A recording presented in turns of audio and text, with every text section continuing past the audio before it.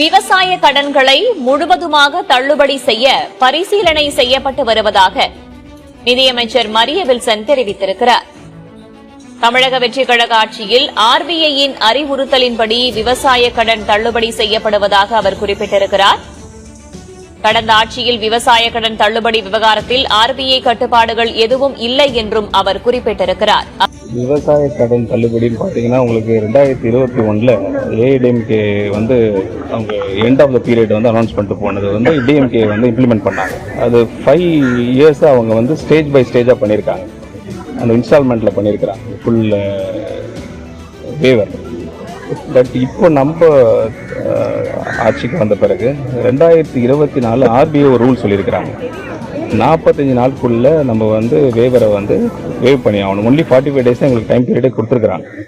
அதை அக்கௌண்ட் அதை பேஸ் பண்ணி தான் இந்த டிசிஷன் எடுத்திருக்கோம்.